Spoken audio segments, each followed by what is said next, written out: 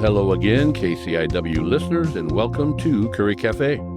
I'm volunteer and producer Rick McNamer. Every Sunday from 3 to 4, your host, Ray Gary, also our famous radio personality here at KCIW, puts together a panel of guests to discuss various topics of interest.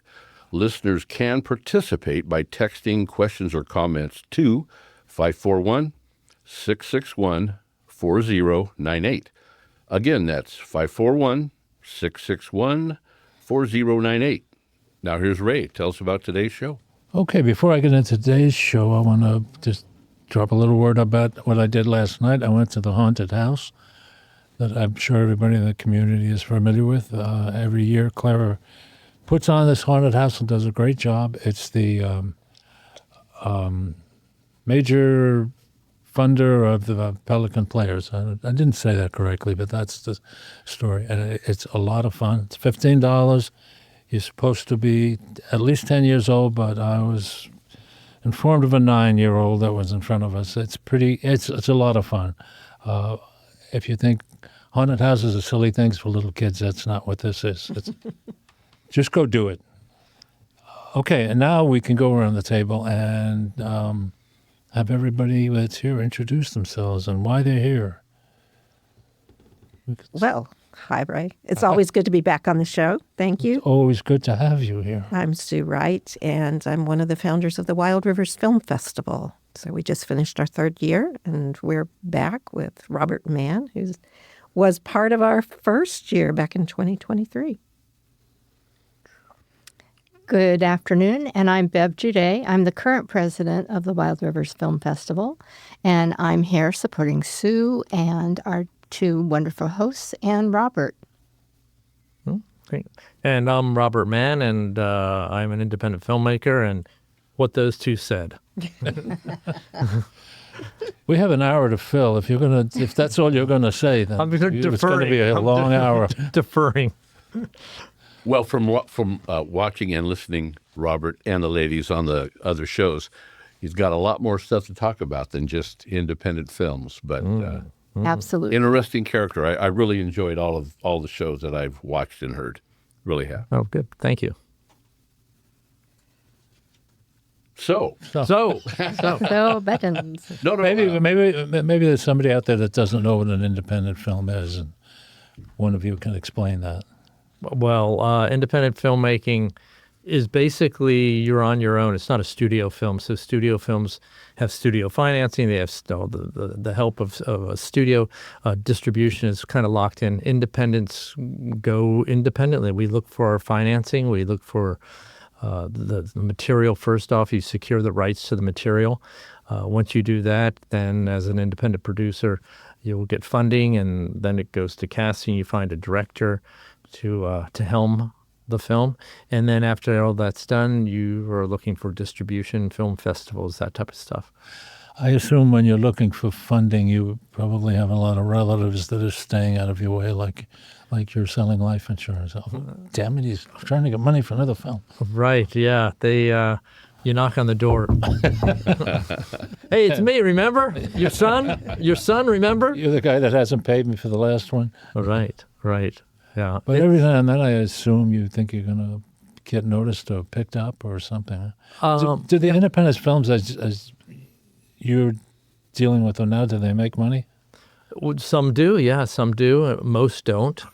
It's the nature of the beast. A lot of independent filmmakers, there's a lot of different ways of going about it philosophically. If you're looking to make money, then you have to do the things that will make you money. One of them is and I talked to Sue about this and Bev, and we talked about it at the Wild Rivers Film Festival and the workshops. A lot of times I'll work backwards. I'll find a genre, or I'll know exactly how much money I have, et cetera, or locations, and I write the script based around that.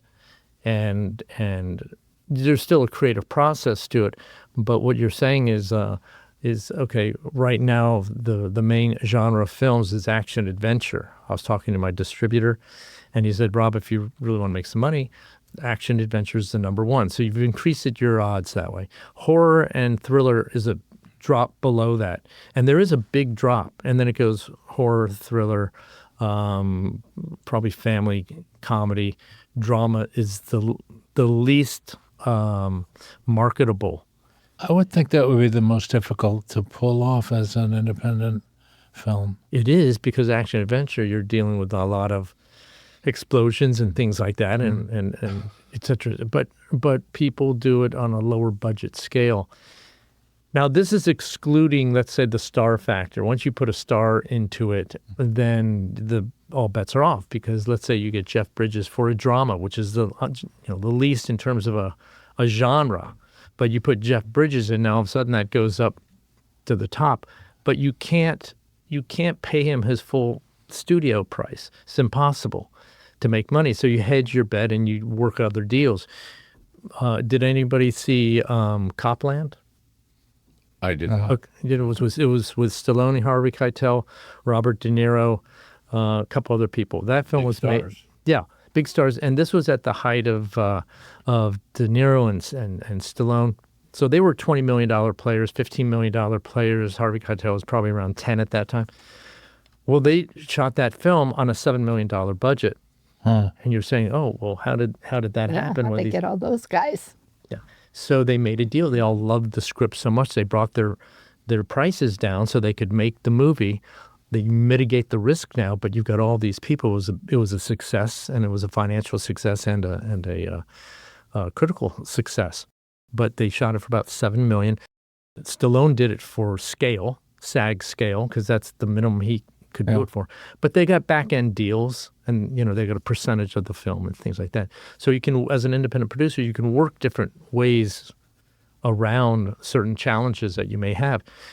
Actors, if they have a really good meaty piece and a great script and a great role, they'll come down. Especially those that have made money and they're making money in a big studio. They'll make your money on the big studio things like Iron Man. Yeah, but then De Niro does not need another money from another big movie. Probably not. No, I think he probably put food on the table without that. So that's kind of independent. It's kind of nice to know that there are people out there who are doing something, creating some kind of an art without necessarily the idea of making big money from it. Yeah, now you can go into it saying, okay, artistically, Woody Allen is a great example of somebody. He's been backed for years and years and years. He has a very low budget, and his people understand what a Woody Allen film is all about. Now, his demographics are very limited. It's that New York New York Jew comedy. Yeah, but he's made a career out of that, and he has the budget low, and everybody knows a Woody Allen film. But he, nobody really sees the script. Nobody does anything. Nobody tells him what to do or anything. He's on his own, and they give him that creative right. Mm-hmm. And he's not really looking to make, quote, money on it. If he does, it's wonderful. But he's looking at the artistic storytelling, and his backers are willing to allow that. Sometimes they make money, sometimes they don't. But critically, I think he's got the most screenplay nominations, and I think his actresses have won the most Academy Awards for actresses. The casting in his movies are incredible. Right, because the stories are so good. The material is really, really good. So these people will flock to work with Woody on pennies on the dollar because they know they're getting great material. I'm trying to think who Annie Hall was. Diane Keaton. Keaton. We just Rest passed in away. She's ever since Annie Hall, she's been my main squeeze. But not too late now, I guess. And notwithstanding Woody's got some odd background, but I think he's one of the most brilliant ever filmmakers for me. I mean, and I'm not a New York guy. I don't know much about New York, but the Manhattan and Annie Hall, anything that had something, it made me want to be in New York. Don't take it that seriously. Trust me, you don't want to be New there. York? Just watch it on. Well, yeah, I'd probably fall down when I was there. But anyway, I lived my first 30 years there, so I know what I speak. Yeah, so y'all out there, you can text in 541-661-4098. Robert, now I've heard Sue and Bev talk about cinephiles. I don't know if I would qualify myself as I love movies, but what about you? You started pretty young, didn't you, as far as getting interested in movies? I got seduced. That's the best way to put it. Okay. And my mother was an actress, and she brought me on set. And I've told this story to Sue and Bev a few times, but I was brought on set. And so I was intrigued by the magic of movie making. And what happened was this director, they were doing what's called pickup shots. So the principal photography was all done. So the actors that they actually paid were all completed, and they were out doing other projects. Well, they had to do a few pickup shots. And one of the actors, the lead actors, who was probably, in his early 20s or whatever, and I was just, maybe 13 or so, 12 even, he said, well, listen, Robert, I want you to go ahead and put on the character's pants, and you're going to walk here, and your mother is going to put on the other character's dress and costume, and you're going to walk to the door, et cetera, et cetera. And I'm just thinking to myself, what are you talking about? They know it's me. They're not going to know it's this other guy. How are you? Hey, don't. So we shoot that. Okay, fine. And then he has me do another thing where had to throw a beer can at a sign, and left-handed. He goes, "Can you throw left-handed?" And I was pretty much into sports, but I'm not a lefty. But I said, "Yeah, I could probably do it." So I threw it, hit You're like a girl from what you just... Yeah, I know it. It was. Don't say that. You can still say that, can't you? I don't know. No. Yeah, but so I did that, and I'm still thinking I'm not fooling anybody here. I'm thinking, what do you think? And then we saw a screening of it. They showed for cast and crew. They showed a screening, and so my parts come in, but they had cropped it, they had shot it so tight. You didn't see the faces. You only saw an image. Yeah. And on the feet, they just showed the feet when I was walking. And I went, oh, wow, that's amazing. It looked just like the guy. I've always wondered when you watch a movie, a Western would be a good example, and the hero or somebody is walking off into the sunset to be the classic. Is that really him, or is that just an extra? And he's sure in the 19th. Quite a few body doubles have been. Yeah. Well, I'll tell you this: you can bet if it was a Tom Cruise movie, it was Tom doing that. Yeah. Yeah. Some actors. This is a body double then. Yeah, some actors just that's my part. I'm gonna do that. And you can make it just a crappy ass movie and use that publicity, and it'll sell anyway. Right? Probably. You want to see him fall off the plane or something. Yeah, exactly. Well, you got the acting bug early, apparently. Yes, I did get And the acting bug early. You delve into all acting, directing, script writing. You've helped out the kids at the Right. Rob was part of our instructional team for the workshop. In the summer. workshop. I don't know why that word escaped me, but it did. Yeah. Yeah, and it was a lot of fun doing the workshop, and the kids are so receptive. You kind of have to entice them a little bit. A lot of them are very shy, and acting. This is why doing an acting class, and I think next year we're going to do more of that, because it takes a little bit of time for them to get out of that shell, and the more that you can play games, and the more you can do that, the easier it is for them to get out of their way when they're actually trying to act and do something.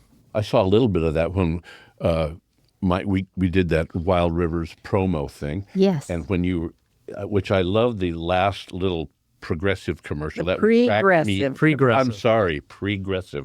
Don't want to get sued. But you were kind of coaching the kids. You there. just got sued because she just corrected you. I just got sued by Sue. Right. That's right. But anyway, that was really cool. Yeah, you were, trying to get them to, I guess, come out of their shell a little bit. But the end result was just hilarious. Rob actually ran them through an audition. So they're all lined up like they were at an audition, and they went in one at a time in front of a panel to audition. And that was kind of good. nerve-wracking for some of those kids. It's nerve-wracking for anybody who goes. Even a seasoned actor will tell you it's nerve-wracking going in through an audition. So what I try to do is when I'm teaching younger people or anybody about an audition, I said, don't go in thinking it's an audition. Don't go in thinking that you're trying to get this job. You're trying to get the part. Go in. You're an actor. Go in there and perform. Just have it as a performance. That's the mindset you need to do. I'm going to come in here. Don't worry about what you think they may want. You've got the material. Do your own thing and go out there and just nail it and just perform. That's what they love doing. Actors love performing. So just perform it. Don't worry about it. Then it takes away the nerves. Well, speaking of nerves, I bounced around a little bit but you're Piper and Tupper, stand-up comedy. I've always been a fan. Stand-up. My wife and I used to go to Sacramento in the early 80s. They had a little downtown, Laughs Unlimited, I think. Young comic. God, I saw, I think it was Elaine Boozler before she was hot and heavy, and Bob Saget, rest in peace, he's gone. But anyway, fun stuff. But going up on stage and performing like that, I don't know. What do they say? You never let them see you sweat. But if I was ever up there, I'd just be like Niagara Falls, man. I don't think I could do it. You guys, that was fun stuff that you did. A lot of fun stuff. So that had to be a little nerve-wracking the first couple times. I would think it'd be easier to be a heavyweight boxer than to do that. If your first couple of jokes bomb or somebody starts yelling at you. Right. Yeah, bombing. And I have been that. I've been to comedy shows where they've been bad. Oh, well, it's tough. Well, Jim Carrey, I see all Jim Carrey bomb many times at the Comedy Store, but it's and a lot of comics. Mitzi Shore encouraged that. They actually encouraged you to go out there and try new stuff, and she didn't mind if you bombed. It's a different time now. You really have to deliver, but Jim never would have been able to do what he did if he didn't try to reach for the stars. And when you do that, there's a small percentage of the material that's going to work. But when you do work, it's like a golden nugget you find.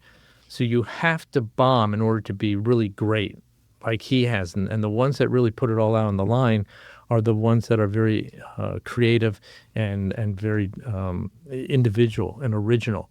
You can always, and almost anybody can do comedy that has some sort of sense of humor and be right in this middle area here all day long and never bomb and just be in here. But if you want to achieve this way up here, you're going to go all the way down to the ground a few times. To find out where the line is, you have to go to the line. Exactly. Yeah. And even maybe beyond the line. Well, yeah, you see people like Colbert going beyond the line once in a while, and not necessarily. Well, it can be in its content, but it's pushing the envelope, and a lot of comedians do that. No. A good example of what you're talking about there is, I guess, because one of my comic heroes right there at the top is Richard Pryor. And I saw some old videos of him at times. It was hard to watch for me because he was kind of bombing. Because, boy, that guy was just one of the greatest, in my opinion. Right. And, it's kind of hard to watch that. I don't understand when these comedians have these very long monologues. I mean, they're on stage for an hour or more, and they just click right along. I think Chris Rock. There was a show about Chris Rock several years ago where they were just showing his monologue, and without missing a beat or a word in a sentence, they would switch from one to another location, different part of the world, different clothes, different. So somehow or other, he's doing this monologue with exactly the same words in exactly the same place. Right. Yeah. How do you memorize something like that? Well, I could see if you're telling jokes, remember the general gist of it and get that correct, but to do it exactly the same each time. Well, you do. It's like a stage play. If you've ever done a stage play and you open the play and it's playing for 2 months or something like that, it's ingrained in you. Now you can vary it a little bit, and especially for different audiences, the cadence may be a tad different, but you know those jokes work for the most part. You know, 99% of the time when you have established X amount, it takes years and years and years. When people, when you first start out, Mitzi would give you 3 minutes. She wants to see you do a tight 3 minutes, and then it goes to 5 minutes, and then 10 minutes, 8 minutes, 12 minutes. Eventually you get to a headline when you've got an hour, 45 minutes to an hour of material, but it takes some time to get to that point. You got to throw out a lot of trash. You got to, and you got to be Chris Rock. And you got to be Chris Rock. But there's other guys that are. There's so much talent out there. We talked about it in terms of actors, writers, directors, comics. There's so much talent out there. whether somebody's famous or not famous, some people are just as funny as Chris Rock and just as funny as Jim Carrey. And they're great. I know a guy, we used to watch him all the time, John Campanera, and I still see him. He's in Vegas now. And we just love his stuff, and he's just so funny. Dom Herrera was another guy that we used to love to watch. Josh Johnson, have you seen him? No. He was one of the correspondents on The Daily Show, and may still be. And he is incredibly funny. Look him up on YouTube. But the interesting thing about him is his humor is so simple. He just points out things as the way they are without making a big deal out of it. And and then he just kind of stands back and gives you the opportunity to think about what he just said, and it's just amazing. Yeah, we were different. Number one, we were a team, and we played characters, and we had musical. We were like musical rock and roll comedy. We were a cross between Spinal Tap and Steve Martin and Simon and Garfunkel. I mean, that's a good. That's right there. Yeah. So was it more Simon or more Garfunkel? Pardon me? Was it more Simon or more Garfunkel? I was probably more Simon. He was probably more Garfunkel. You brought up Steve Martin. I actually saw him many years ago at Tahoe. But there was one thing, it might have even been an album title, but one time, it was on Saturday Night Live too. It said, comedy, it isn't pretty. Right. Yeah. With a deadpan, serious face. And I think there was a lot to that. Right. Yeah, no. Hard. He was good. Now, he was a very original in his stand-up. He would do all sorts of fun things. Tell you the truth, I was never all that interested in stand-up monology kind of thing, but I loved comedy. And when an agent said to myself and my partner, you guys work really well together, you should be a stand-up comedy team. That's how that all came about. Wow. Because we were actors. We were trained actors at ACT and at film schools, UCSD, and everywhere else that we went. But, yeah. Well, let's jump to another, is it genre? Is that how it's pronounced? I think of Alex Trebek, genre. Sure, you can pronounce it however you want. Okay. But Halloween, horror, let's talk about what's coming up this weekend. Let's correct? talk about that. Pumpkin, Robert, a couple of good flicks that we're going to be able to enjoy. Yeah, absolutely. I'm going to let Sue and Bev tell about what we're doing, and then I'll jump in. Okay. How's that? So we have Airbnb and Pumpkin Carver playing as a double feature at the Redwood Theater here in Brookings on Thursday, October 30th, with the costume contest prior. So the costume contest will start at 5 next to the Redwood Theater. We'll have the red carpet out there, and Rob will be judging costumes, and he has some prizes set up. You want to tell us a little bit about prizes that might be in the works? Yeah. You will win $5 million. Sign this. Everybody come on out to try and get that $5 million. So we can put a new wing then on the studio. Oh, yeah. Probably a little bit less than $5 million. But we're doing DVDs. We're doing autographed scripts, original shooting scripts of the Pumpkin Carver, DVD of the Airbnb, posters. We have posters that we'll sign and things like that. And a free entry to some Ducks tickets coming up. This is like a $600 gift, and you can get a free raffle ticket by attending the Airbnb or Pumpkin Carver or both of them and fill out your raffle. You can also get a free ticket if you go on our website and indicate that you're interested in receiving our newsletter, or just maybe you want to volunteer with us.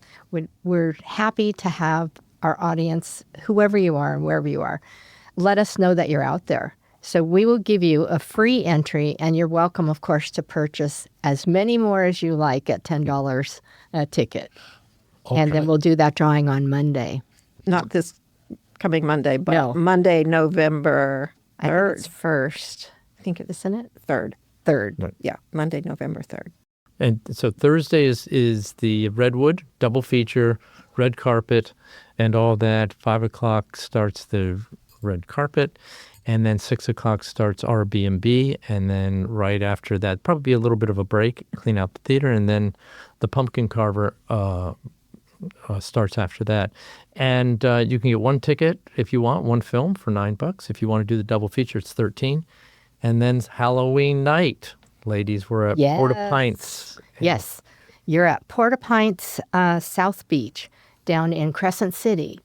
And our host there plans to have, of course, Robert and his showing of Pumpkin Carver.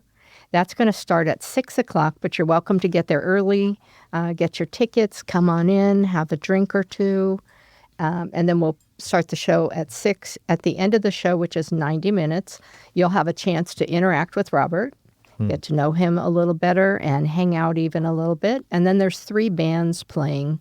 I'm not sure of their start time, but it should be a really rocking night.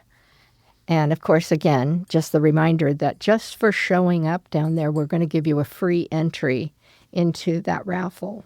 So here's what I'm going to do right now. I just thought of this. Furthermore, All right. for Porta Pints, if the 100th person comes in and pays that ticket, I personally will stand and be the person that they throw the axe around on the axe throwing contest. So if you're that 100th, So if you happen to have a beef with Robert right, on anything, or just a beef with anybody, and you're trying to air out some frustration, And if you would like to interact with Robert or any of the members on the table here today, you can send us a text, 541-661-4098. 541-661-4098. And you can send a text to anybody here. operator standing by. Standing by, yes. Text. They always are. Fantastic. And gosh, we're about halfway through the show. I just want to, I've been neglecting this little part, but I want everybody to know that you are listening to KCIW LP 100.7 FM here in beautiful Brookings, Oregon. So jumping all around, again, going back to the shows that I've already heard you guys and seen, all these movies, I was interested that you were talking about all of our favorite movies, and I think Wizard of Oz was brought up a few times. And I thought that was kind of cool because One of my favorites still. look, one of my favorites. I worked for the railroad my career, and a lot of blue collar guys, lunch packing, go hunting, and there was only 2 of us that we could both sing the Scarecrow song without even looking. Excellent. So Excellent. we were fans of the Wizard of Oz. I still am. What can I say? It's a great film. It was a good show. I call it a perfect film. What about King Kong? Oh, that's Wow. on my list too. King Kong is the best movie ever. Are you talking about the one in 1930s? Yes, Gosh, of course. isn't that the only And one? the last one. Not the Jessica Lange one, is what you're saying. What? Not the Jessica Lange one. No, that was not only a bad movie, but when I watch remakes of movies, I always like there to be a reprise in the remake. So at the end, King Kong has fallen off the damn whatever building. Empire State Building. Yeah, and he's lying there dead on the ground, and the filmmaker has the obligation of saying it wasn't the planes, it was Beauty Killed the Beast, which they did in the last one, but he didn't say it. No. That ruined the whole movie, and it ruined a pretty bad movie. So that was kind of the way I am. Yeah. Then we probably shouldn't even go to the remake of Psycho with Vince Vaughn. I didn't know I ever saw that. Was there? Oh, I really? didn't even know it. Yeah, it was a shot for shot, too. Not only did they remake it, which I don't know why you would want to remake a classic, It seems but they did it impossible. shot for shot. Wow. It was like, okay, Why? Yeah, why? I don't know. That's the big question of the universe. And what makes Spielberg think he could remake West Side Story? How do you take an absolutely perfect movie and remake it by screwing it up? I watched 10 minutes of it. It wasn't very good. But anyway. No. Well, Well, then we mentioned Psycho. Let's stick with the horror thing. You guys also at one talked about your favorite old horror films. And Robert, I can't think of the exact comment, but it hit me home. Like, I'm not into the slash and all of that other stuff. I have some old movies that were from The Haunting, one called The Haunting with Julie Harris and Russ Tamblyn. You guys remember Russ Tamblyn, the fantastic dancer? He was in West Side Story also. But it wasn't, you never really saw a ghost, but it was all, character-driven and just story-driven. And it was freaky. Like The Shining.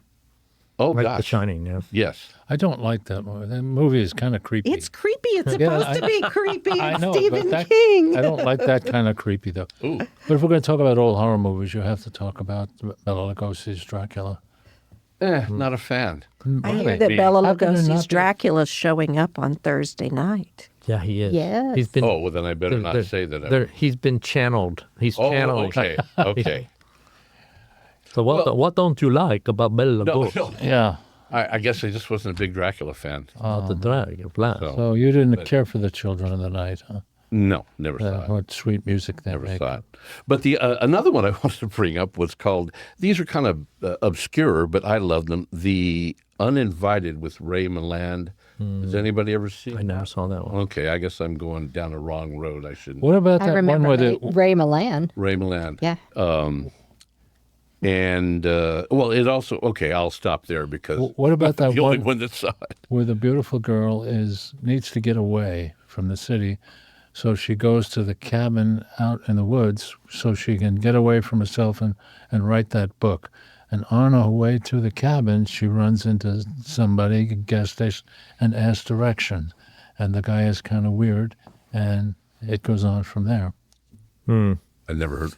350 movies with that plot, at least. Oh, okay. Or they get lost driving through the Okay. woods. So. Okay. Well, and another one that maybe everybody is probably familiar with was House of Wax with Vincent Price. Really, not a lot of gore and crazy AI, not AI, but whatever they call that other stuff.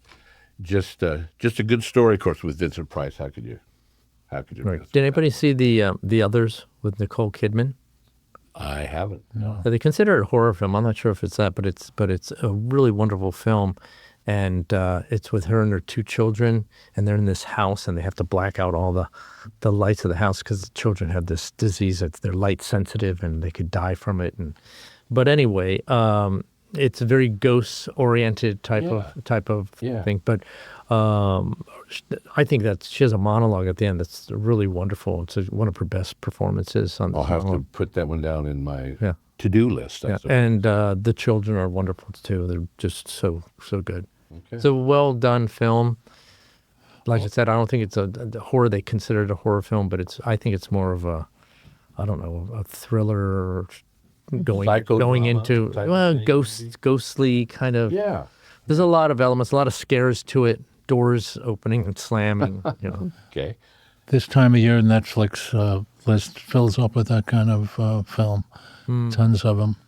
Yeah. I noticed the original Dracula, Frankenstein, The Wolfman are all playing.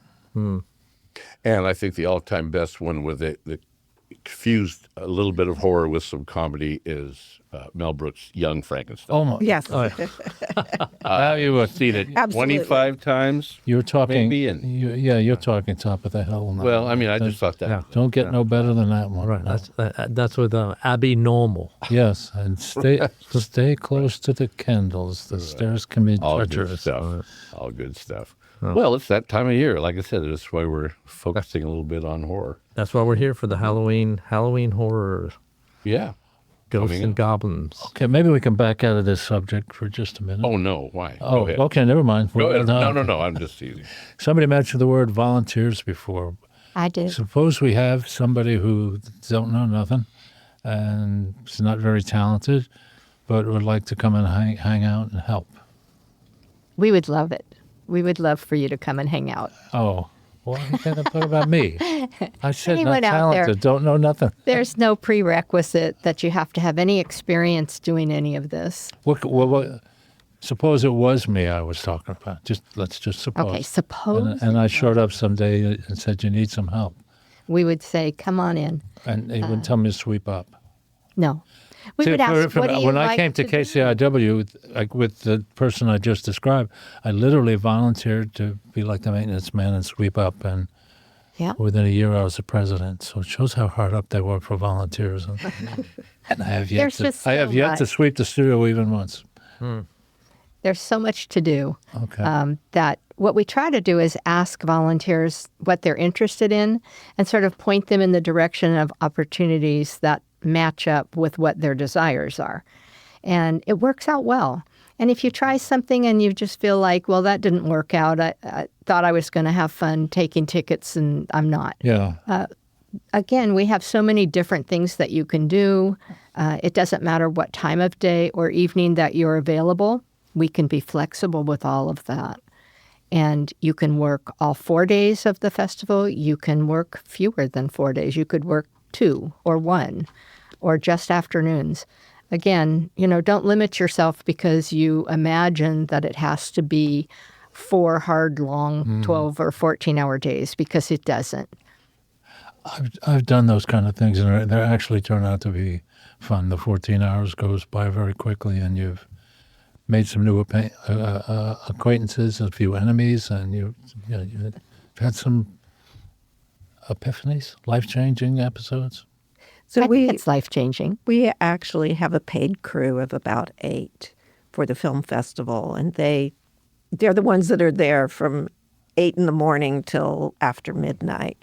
And then our volunteers typically work 4-hour shifts. So they might be seating at one of the 4 venues. They might be helping set up the happy hours. They might be working the after parties, so whatever kind of you like So to there's do. lots to do, and you can do as little and as much There's as you lots want. to do.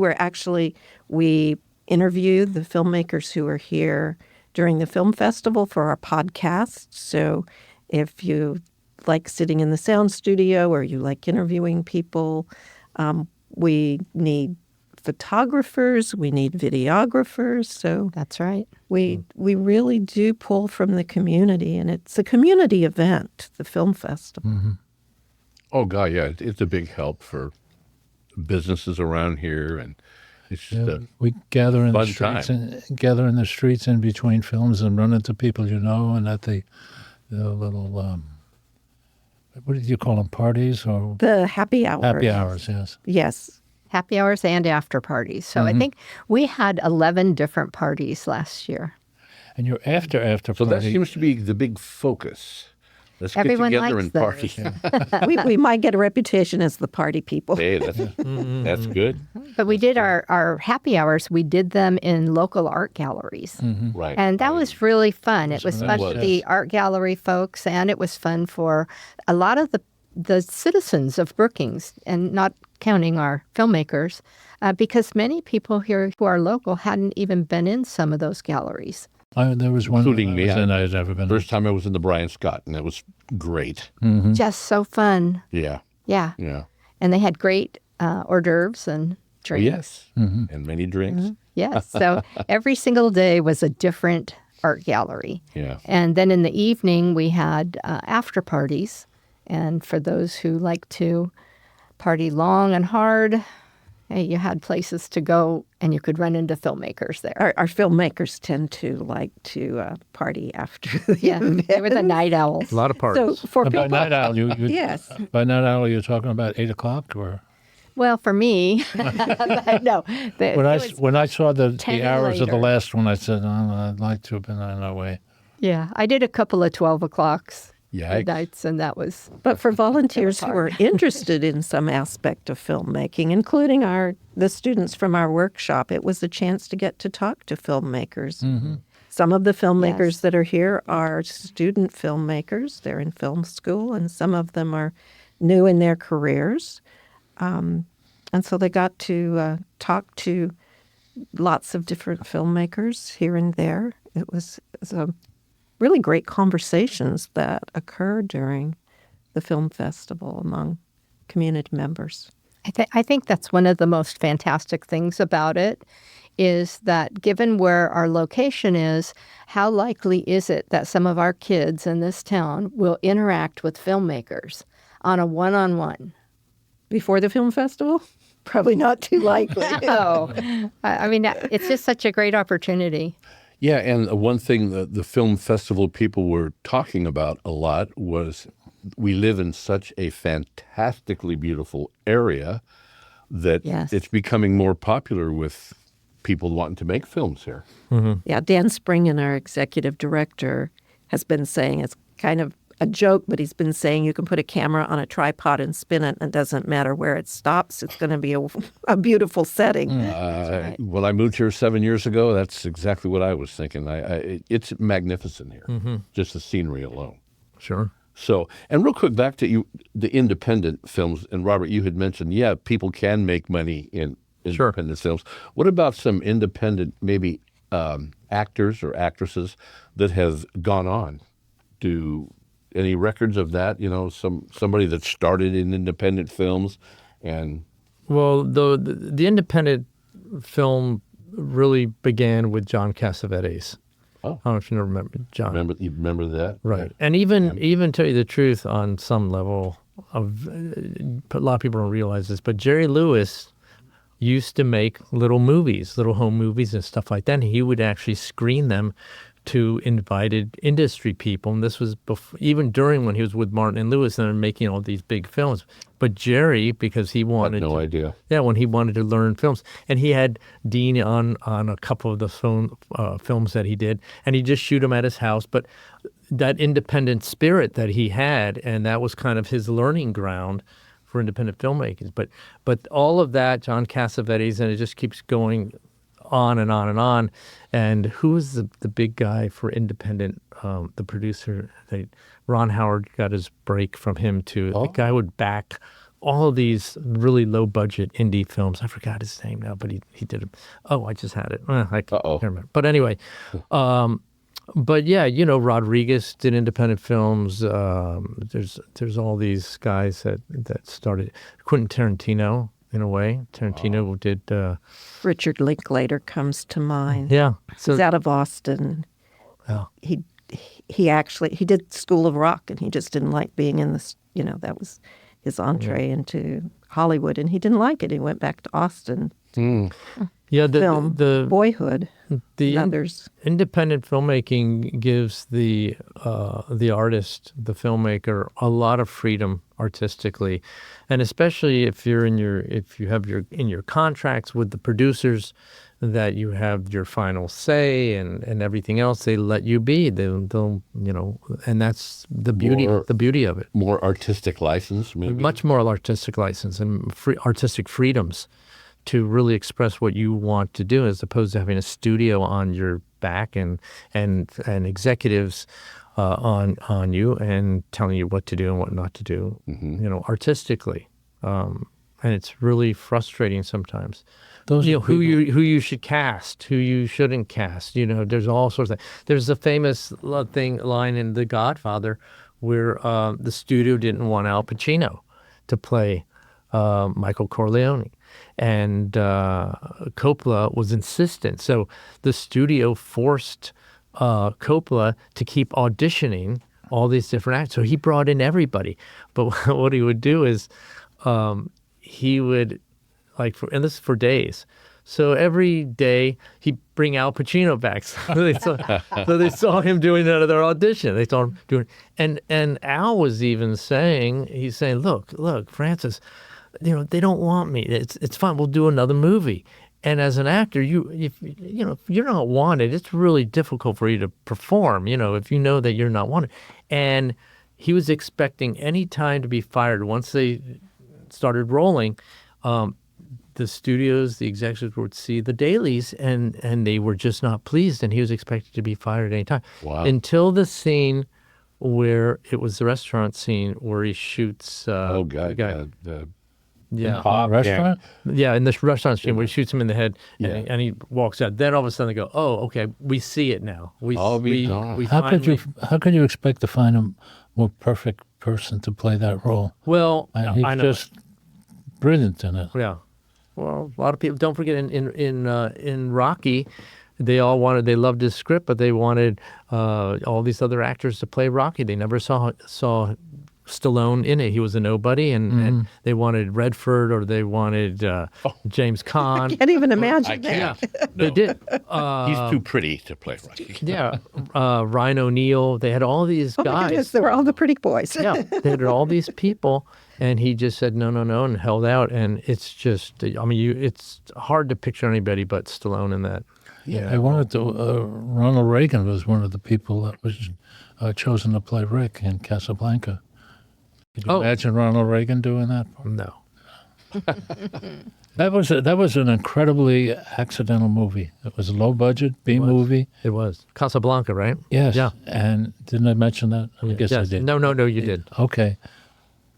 And I just bought another copy of it a couple of weeks ago, and I cry every time I watch it. Right. Yeah, it's great. Not so much even that it's such a sad thing. It's just so beautifully put together. Oh, yeah. So do you know the story about the writing of that and Ingrid Bergman? You know, because she was the lead in it. Mm-hmm. But they were writing as they were shooting. Yeah.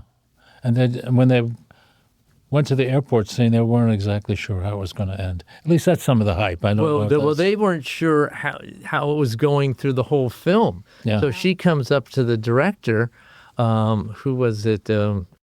With the C, I forgot his name. Anyway, but she comes up and she goes, "Okay, so am I in love with Rick, or am I in love with was it Laszlo, Victor Laszlo, right? Yeah. So who?" And he goes, "You know what? We haven't figured that out yet. Play it cool with both of them." And if you haven't seen the Saturday Night Live alternate ending to that movie, go to your computer right now, bring it up on Kate YouTube. McKinnon. Yeah, that's unbelievably funny. Okay, yeah. Really good. Good take. Well, Play It Again, Sam was a takeoff of that. Woody Allen's Play It Again, Sam. Yeah. God, yeah. Really funny. But this is just the scene at the end where she's deciding whether or not she should go with Rick or Right. And then Rick says, "Well, if you stay here with me, you'll probably wind up in a concentration camp." And then she starts to change her mind. Concentration camp? Is that the plane I'm supposed to? You obviously, I don't do it as well as you do. But you really have to watch that. Right. Everybody out there, write it down. Right. We'll wait for you to watch it. In fact, it's not very long. Do we have any text? No, we do not. Nobody's, but here it is. Yep. Y'all, we're down to, a little more of a 10 You're going to have to hurry now. 541-661-4098. Yeah, please. And that $5 million goes for the texting too. Oh, doesn't it? Yeah. So hurry up. Now we'll get a flood. No, man, that's I was trying to, now my memory was triggered, then of course it left me right away, but I was thinking black and white. Are there any I've always just an old fan of black and white. I don't know what it is. And do any independent films now think about doing any black and white for effect or for mood or? All the time. Really? Yeah, people do it all the time. I was actually thinking for my next film, Kissing Raindrops, I might do a black and white on a throwback version of one of the scenes. So we're talking about that. My cinematographer and I are discussing that, or maybe even doing some desaturation color effect, and then at the end it would get more count. Okay. But I had a film that I was doing with Brian Austin Green, and this is an interesting story. But it was called Shades of Love. And I had written it, and there was about 4 different relationships. And I was shooting that on a color palette with every relationship. If it was a hot relationship, I had kind of like a reddish palette, and a cool relationship, I had a blue. And Brian Austin Green's relationship was basically black and white with people. So I was shooting all that black and white. And at the end, all these interesting relationships, them being so tumultuous and everything. At the end, all of these relationships, but then it would gradually come to the end, and it would be in color. It would be in perfect color. Well, that's kind of like Dorothy getting to Oz. Kind of like that. Yeah.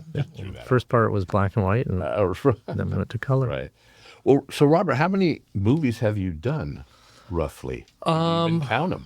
Yeah, we've done, I'd say 3.5 features because that one Shades of Love, we only got to shoot half of it. That's another story. Okay, okay. But that one, producers ran out of money and SAG shut us down. Oh, Yeah. wow. So that, and I've done about 4 or 5 shorts and these are ones that have been produced, and I've written about 40 scripts. So Okay. So you still have the remnants of that film? Could you pick it up someday? I do. I have, the scenes that we shot, and some really good scenes. There's some really good. Or you could just put it together in scenes like Plan 9 from Outer Space. That was Right. put together with bits and pieces that were from other films. Right.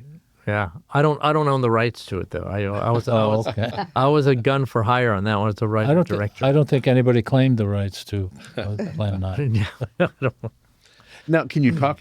I heard you also talk about that. Is it kissing Raindrops. raindrops? I was going to say rainbows. Yeah. So that one is still in production, or We're shooting. working? As soon as I get done with this, I'm in pre-production right now. This is my book. I've got my shot list right here, and I've been working Cool. on that while I've been here. And we shoot the first part of that in November, and then we shoot the second part of it in March. Okay. Location areas. It's in Las Vegas. Las I'm going to shoot it at my house so I can save money. Okay. Yeah, So most of and it, right off your house? and right off my house and into the sunset as the Western. And there's another location, a cemetery. So I've got that worked out with the people in Las Vegas. And I just finished casting it right before I came here. And so, yeah, we're gonna shoot, and it's a short. It's about 23 pages. So we're gonna shoot the 17th, 18th, 19th of November, and then there's a hiatus because I'm playing the lead character, and I have to drop about 20 pounds from the first part of the shoot to the second part of the shoot. Oh, not from what you are now. 20 pounds basically from what I am right about now. Where are you going to? I'll be very You'll be- skinny and jaunt, and yeah. Speaking of scary couldn't do movies, that. which are not anymore, but I just thought of it now. Night of the Living Dead, I think, is the scariest movie ever made. No, didn't see it, so can't comment. Now, the director was that George? Was he not George? Who is it? Can't remember. When I was doing the Pumpkin Carver, we actually took this to Joe Wolf, and Joe Wolf is the one who produced Halloween, and so my producer had taken it to him, and his daughter was running the company, and we were trying to get them involved in it. And he said, and he showed me all these Mike Meyer dolls all along. He had them all laying all over the way, all these different ones. And he says, we want the pumpkin carver to be, have all these little pumpkin carver dolls. That's what we need, ancillary rights and da-da-da-da.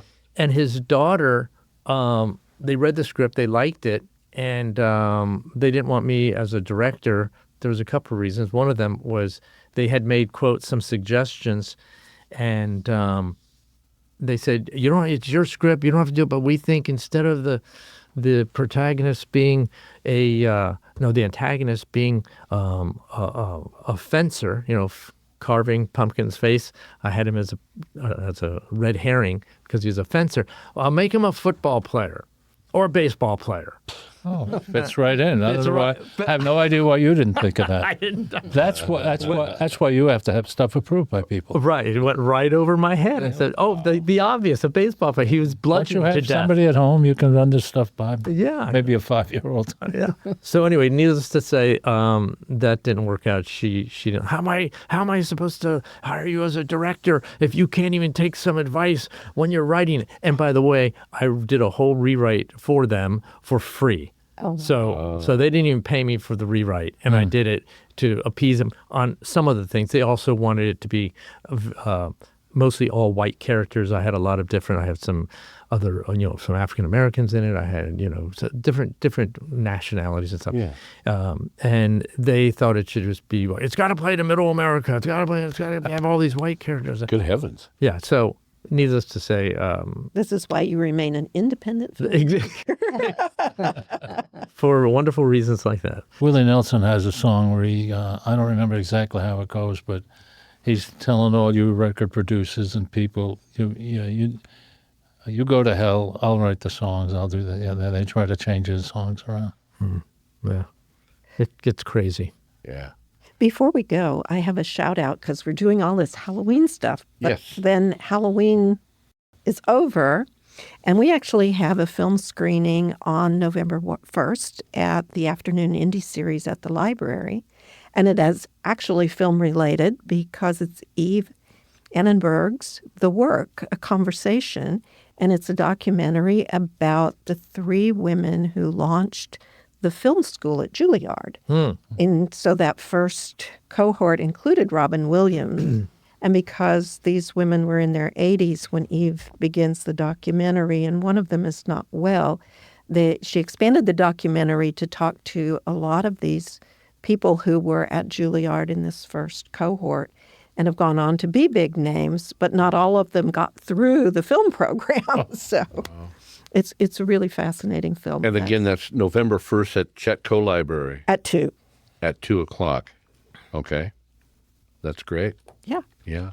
Yeah, we are kind of getting short on time, 3.5 minutes left. So first, I want to thank you all for being here. This has been fantastic. And Yes, very interesting discussion. it's always good for Ray and I to just sit back and let the guests talk. Yes. Do their thing.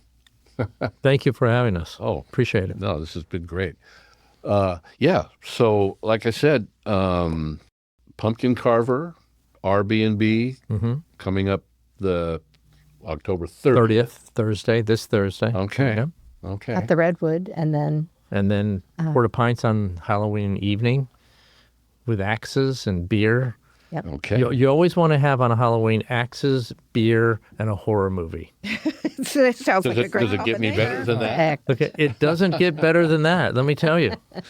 Oh, and don't forget that $5 million for that 100th person. I think there's going to be people out there expecting some $5 million I think you got a lot of Yes. people standing by the door counting who's Yeah. coming in. Yeah. And then you'll right at the also end, you're going to have, have 15 entries, people trying to dive the in. raffle tickets. yes. Oh, yeah. It's called, Raffling. folks, it's called movie money, okay? Movie money, come on. Sort of like Monopoly money. Well, we like to call it God. movie money. Yeah, a nicer spin to it. Yeah. But $5 million nonetheless, Hey, you know? Well, it'll look good anyway. it's probably better than radio money, huh? Yeah. Yeah, did we get that? No, this has been great, man. Like I said, this was my first foray into the Wild Rivers Film Festival this year, and I just had a wonderful time. And I will try to double up my caffeine intake to make both feature films this October 30th, because I Yes, do on want to Thursday. check. Thursday night, not a party night, but But Friday will okay. be. So you can join us again on run Friday. down to the Crescent City at the Port Yes. Look, you're just going to want to start partying a little earlier. That's all, on Thursday. Well, It's a long weekend. Come on. when you're retired, every weekend Every is a weekend's long weekend. right. That's right. If people ask me what day it is and they think I'm getting senile because I don't know, I don't care. It's all- the only Doesn't thing, one matter. thing that I have to do during the week. It's all Saturday night, isn't it? Yes. It is every day. I think the people at the stores are getting tired of hearing me saying it. Yeah, well, to me, every day's Saturday. Get out of that. And people think that the film festival is just 4 days in August and the third weekend, but we're actually hosting events every month, more than once a month. Oh, yeah, for sure. So the Afternoon Indie Series on the first Saturday at 2, and the Art Walk Movie Talks on the second Saturday between 3 and 6 at Compass Rose with the short film we talk about. And then our special events, like having Robert Mann here. Yeah. Thank you. So be sure to check out our website, wildriversfilmfestival.com. Okay. And our Facebook page, the verified page, All Wild right. Rivers Film Festival verified page. All right, y'all. The music's here. It was a great show. Thank you. You've been listening to KCIW LP 100.7 FM in beautiful Brookings, Oregon.